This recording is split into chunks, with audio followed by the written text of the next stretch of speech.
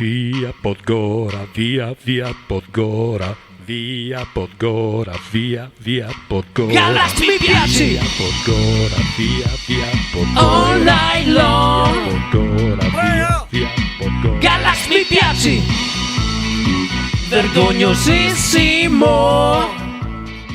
Allora, buongiorno a tutti, siamo oggi a venerdì ed ecco qua, siamo rimasti, ecco qua, un po' ferie, un po' questo Covid, un po' così e pian piano siamo. Allora Sabri, visto che volevo dirti che c'è questa, due barzellettine veloci che dedichiamo agli amici di Morsano, anzi scusate, no, amici di Brugnera, che mi aveva chiesto una barzellettina del gne eccetera, però l'abbiamo già fatta, allora dedichiamo questa. E c'è questa signora, come Sabrina, che va dal medico. Allora va dal medico e gli fa: signora, tutto a posto, però dottore, io vorrei, posso fare una confidenza? Beh, sono il suo medico, mi dica: guarda, io quando sono che faccio l'amore con mio marito, siamo lì e lui raggiunge l'orgasmo, grida come un pazzo, beh, è una cosa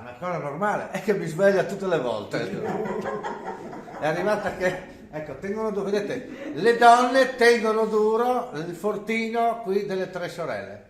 E poi c'è questo signore tipo Fabio va dal medico, allora, tutto a posto, però dottore, io devo dire una cosa, io non so, però io ho perso la memoria, non mi ricordo, cioè sto perdendo la memoria, non mi ricordo, io una cosa sto perdendo la memoria, cosa devo fare? Il medico, intanto mi paghi la visita. Un saluto dalle tre sorelle, ancora tenuto, guardate come si intrufolano gli altri, guardate, vedete, vengono qua. Piano piano, poi dicono ci sono gli assembramenti, la mascherina per cortesia lei. Bravo! E con questa bellissima immagine, bellissima, a parte quello dietro, da quelle delle tre sorelle, ciao, quelli delle 7:20.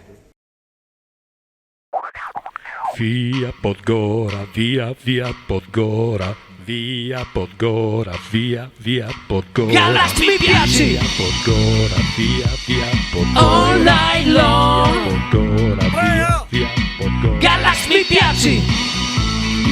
Vergognosissimo!